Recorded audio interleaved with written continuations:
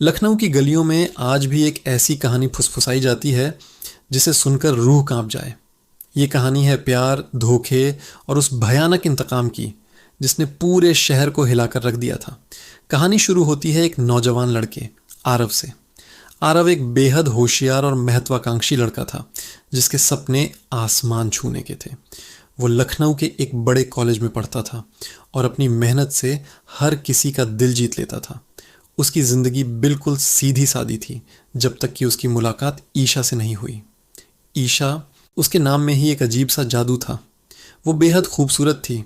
उसकी आंखों में एक ऐसी गहराई थी जिसमें कोई भी डूब जाए। आरव भी खुद को नहीं रोक पाया। पहली ही नज़र में वो ईशा को अपना दिल दे बैठा। ईशा भी आरव की तरफ खींची चली आई। दोनों का प्यार परवान चढ़ने लगा। वो घंटों साथ बिताते, भविष्य के सपने देखते। आरव को लगता था जैसे उसे दुनिया की सारी खुशियां मिल गई हैं।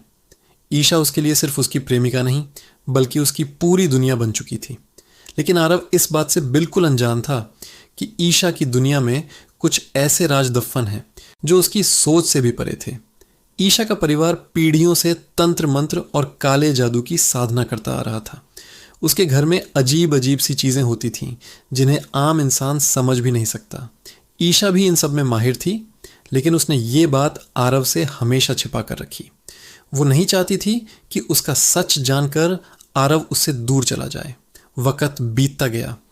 आरव की पढ़ाई पूरी हुई और उसे दिल्ली की एक बड़ी मल्टीनेशनल कंपनी में नौकरी मिल गई। ये उसके सपनों की उड़ान थी। उसने तुरंत ईशा को ये खुशखबरी सुनाई।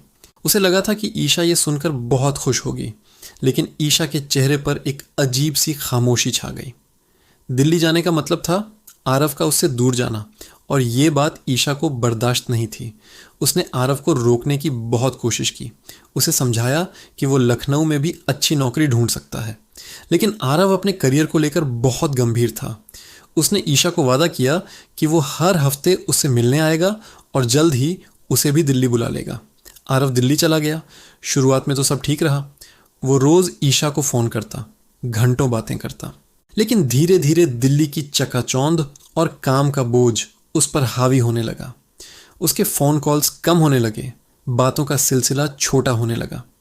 आरव की ज़िंदगी में एक नई लड़की रिया की एंट्री हुई।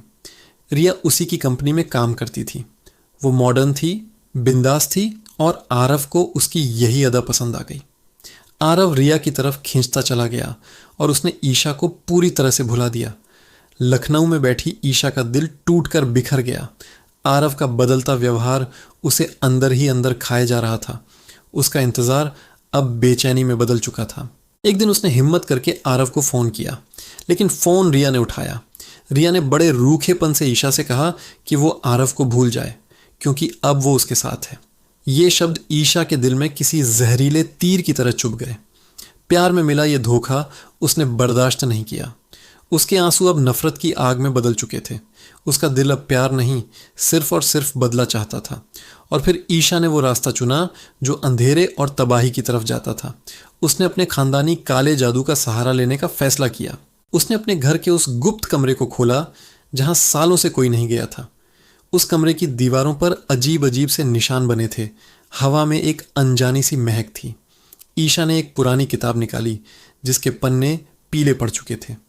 उसमें इंतकाम लेने के ऐसे ऐसे तरीके लिखे थे जिनकी कोई कल्पना भी नहीं कर सकता। ईशा ने आधी रात को एक भयानक पूजा शुरू की।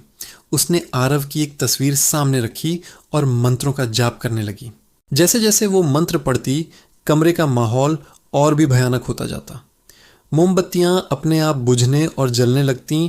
हवा में अजीब अजीब सी आवाज़ें गूंजने लगतीं।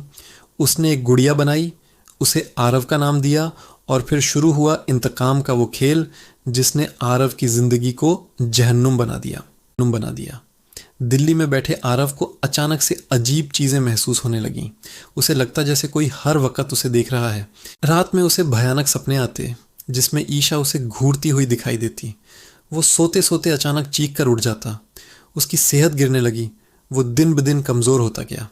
डॉक्टर भी उसकी बीमारी की वजह समझ नहीं पा रहे थे। उसकी तरक्की रुक गई। ऑफिस में सबसे झगड़े होने लगे। रिया भी उसके इस बदलते व्यवहार से परेशान होकर उसे छोड़कर चली गई। आरव अब बिल्कुल अकेला पड़ गया था। उसे समझ आ गया था कि ये सब जो हो रहा है वो नॉर्मल नहीं है। उसके जहन में ईशा का चेहरा कौंधा। उसे याद आया कि ईशा ने एक बार मजाक में कहा था कि अगर उसने कभी उसे धोखा दिया तो वो उसे बर्बाद कर देगी। आरव का दिल दहल गया। वो सब कुछ छोड़कर तुरंत लखनऊ के लिए निकल पड़ा।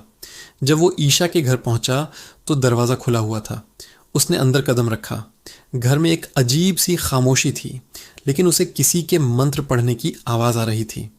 वो आवाज़ के पीछे पीछे उस गुप्त कमरे तक पहुंच गया।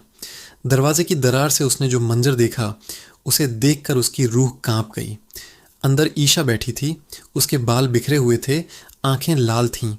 उसके सामने आरव के नाम की गुड़िया रखी थी, जिसमें कई सुइयां चुभोई हुई थीं।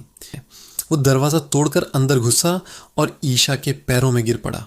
वो रोने लगा, गिड़गिड़ाने लगा, अपनी गलती की माफ़ी मांगने लगा। उसने कहा कि वो उससे आज भी प्यार करता है और उसे वापस अपनी ज़िंदगी में चाहता है। ईशा ने एक पल के लिए उसकी तरफ देखा। उसकी आंखों में नफरत की जगह आंसू थे। आरव का ये हाल देखकर उसका दिल भी पिघल गया। उसने पूजा रोक दी। लेकिन काले जादू की दुनिया का एक नियम है, एक बार जो शुरू हो जाए उसे अधूरा नहीं छोड़ सकते।